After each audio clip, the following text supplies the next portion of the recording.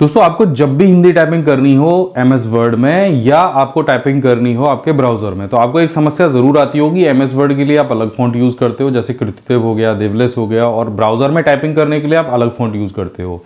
इस वीडियो में मैं आपको एक ऐसा सॉल्यूशन बताने वाला हूं जिससे आप एक सिंगल फॉन्ट से दोनों ब्राउजर पे टाइपिंग कर सकते हो, हिंदी इंग्लिश टाइपिंग को बहुत तेजी के साथ में कर सकते हो। और चाहे आपको सोशल मीडिया पे टाइप करना हो, चाहे आपको एमएस वर्ड में टाइप करना हो, आपको बहुत ज़्यादा फॉन्ट इंस्टॉल करने की ज़रूरत नहीं है। मैं आपको एक बहुत ही बेस्ट एप्लीकेशन के बारे में बताने वाला हूं जिसे इंस्टॉल करके आपकी हिंदी टाइपिंग की जो समस्या है वो बिल्कुल खत्म हो सकती है। चलिए जानते हैं इसका सॉल्यूशन क्या है।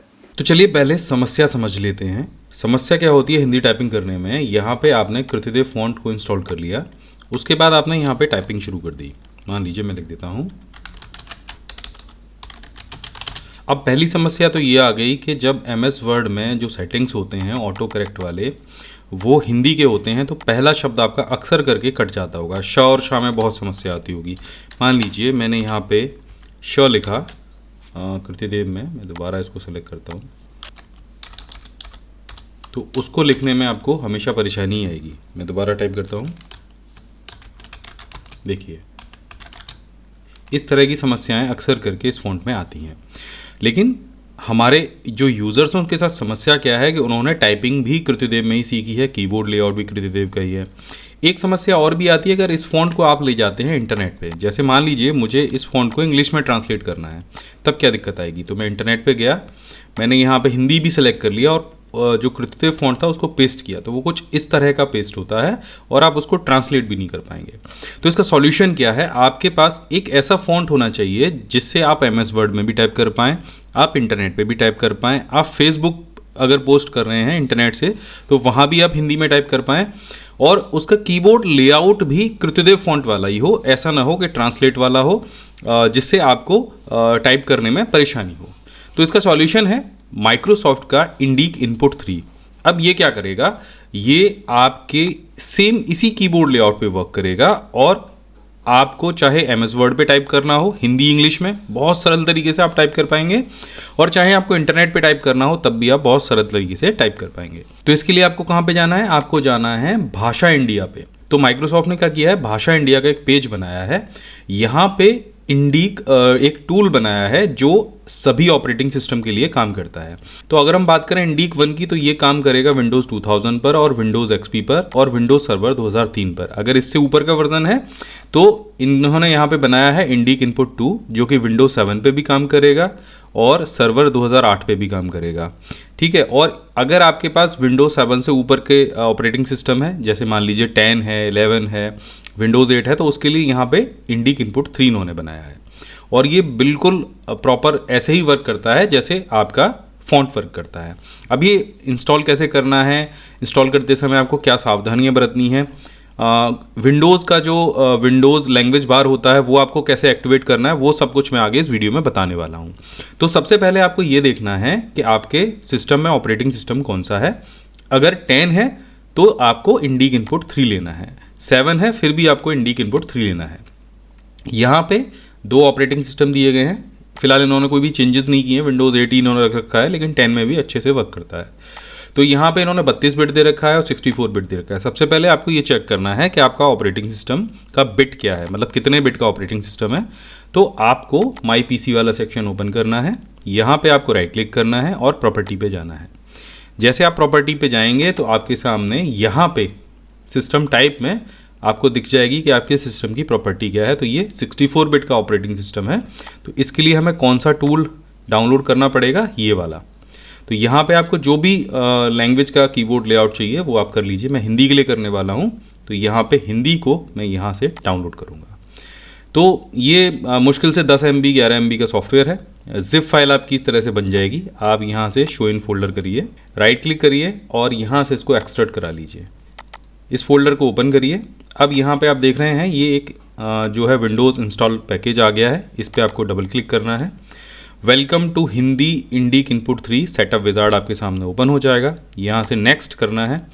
अगर आपके कंप्यूटर में आपके अलावा और भी यूज़र्स हैं तो यहाँ से एवरीवन पे कर दीजिए, सभी लोग इसको यूज़ कर पाएंगे। और अगर केवल आप ही यूज़ करना चाह रहे हैं तो जस्ट मी पे क्लिक करिए। इसके बाद इसको यहाँ से नेक्स्ट करिए, कस्टम इंस्टॉलेशन पे जाइए, और कुछ ही सेकंड्स के अंदर जो इनपुट टूल है वो आपके कंप्यूटर में इंस्टॉल हो जाएगा। अब ये मिलेगा कहाँ पे? सबसे बड़ी समस्या यही आती है बहुत यूज़र के साथ में, इंस्टॉल तो कर लेते हैं लेकिन इसको एक्टिव कैसे करना है, हिंदी में टाइप कैसे करना है, ये सारी चीज़ों की दिक्कत आती है। चलिए उनका समाधान भी करते हैं। तो यहाँ पे आपको सिंपल टाइप करना है लैंग्वेज बार, और यहाँ पे आपको सबसे ऊपर ऑप्शन दिखेगा use the desktop language bar when it's available. तो सिस्टम सेटिंग पे आपको जैसे क्लिक करेंगे आपको ये एक एडवांस कीबोर्ड सेटिंग खुल जाएगी और यहाँ पे आपको दो ऑप्शन दिखेंगे। अगर इस पर टिक नहीं लगा है तो सिंपल आपको क्या करना है, टिक लगा देना है और यहाँ पे लैंग्वेज बार ऑप्शन पे आपको चले जाना है और यहाँ पर भी आपको जो कुछ ऑप्शन मिलेंगे इसमें आपको दिखाई देगा language bar, floating on desktop और डॉक इन टास्क बार, यानी यहाँ पे आपको दिखाई देगा। इसके बाद में show additional language bar icon in task bar, additional अगर उसके साथ में और भी चीज़ें होंगी तो वो भी दिखाई देंगी, और यहाँ पे टेक्स्ट लेवल भी आपको दिखाना है। तो इन पर भी आपको टिक लगा देना है अगर नहीं लगा हो तो, और अप्लाई कर देना है और यहाँ से ओके करना है। अब देखिए अभी मैं इसको मिनिमाइज़ करता हूँ और यहाँ पे जैसे मैं अल्ट के साथ में शिफ्ट को प्रेस करूँगा तो आपको नीचे यहाँ पे एक लैंग्वेज बार दिखाई देगा। ये देखिए इस तरह का इंडिक इनपुट 3 आपको दिखाई देने लग जाएगा। यहाँ पे एक डाउन एरो आपको दिखेगा जिसमें आपको कीबोर्ड दिखेंगे और यहाँ पे हिंदी ट्रांसलेशन और हिंदी रेमिंटन के दो ऑप्शन आपको मिलेंगे। रेमिंटन में एक CBI फॉर्मेट है और एक गेल फॉर्मेट है, तो ये आपको सेलेक्ट कर लेनी है। ये बिल्कुल वैसे ही है जैसे आपका कृत्यदेव कीबोर्ड होता है, इसको आप सेलेक्ट करेंगे।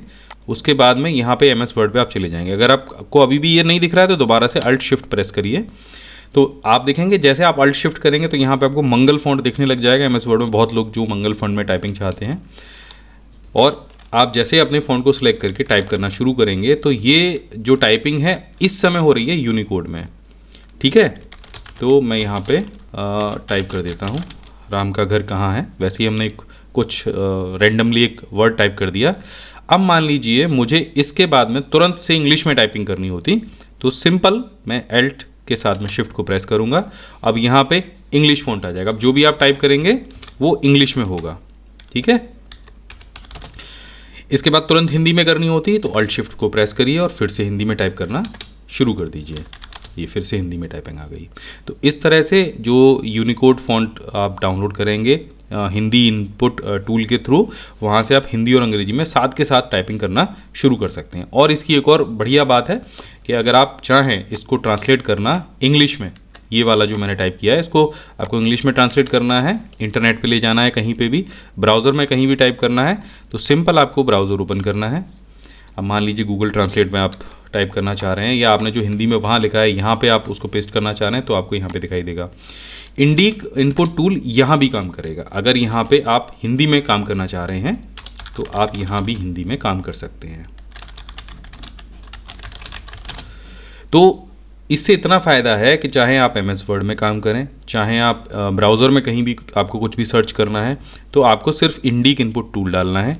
लैंग्वेज बार को आपको एक्टिव करना है, उसके बाद में आपको कहीं भी आप कुछ भी टाइप कर सकते हैं। अब देखिए मैं अगर ये इस पे राइट क्लिक करूंगा तो आपको यहाँ पे क्लोज लैंग्वेज बार का ऑप्शन दिखाई देगा, एडजस्ट लैंग्वेज बैंड पोजीशन का ऑप्शन दिखाई देगा, रीस्टोर द लैंग्वेज बार का ऑप्शन दिखाई देगा। जैसे आप इसको रिस्टोर करेंगे ये आपके डेस्कटॉप पे फ्लोट करने लग जाएगा। अब इसको आप चाहें तो यहाँ भी रख सकते हैं, इसको आप चाहें यहाँ भी रख सकते हैं, और चाहें तो टास्क बार में भी इसको पिन करा सकते हैं।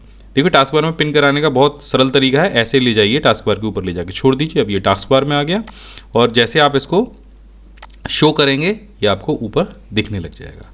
इससे संबंधित कोई भी अगर आपको परेशानी आती है तो नीचे कमेंट करके आप बताइए, और ये टूल आपको कैसा लगा इसके बारे में भी हमें कमेंट करके ज़रूर बताइए। और इसके साथ ही अगर आप हमारे इसी तरह के कंप्यूटर कोर्सेज करना चाहते हैं तो आप हमारी वेबसाइट pcskill.in पर जाइए या प्ले स्टोर से PC स्किल एप्लीकेशन डाउनलोड करिए। यहाँ पे आपको बहुत सारे professional courses with course completion certificate मिलने वाले हैं, उनको एक बार ज्वाइन करिए और अपना विचार हमें बताइए। मैं मिलता हूँ आपसे अगले वीडियो में, तब तक के लिए जय हिंद, वंदे मातरम।